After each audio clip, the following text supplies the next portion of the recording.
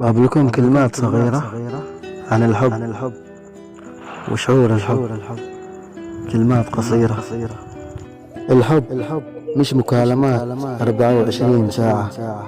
الحب مش انك تحكي مع الشخص اللي انت بتحبه، مش تقول له انك بتحبه كل ساعة. الحب مش انك انت وهو تقسوا كل ساعة.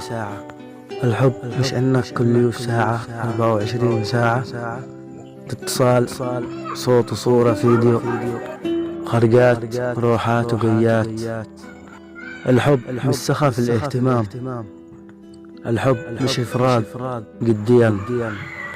الحب عن شخص. الحب عبارة عن شخص وقت ما أنا أحتاجه هو يحتاجنا.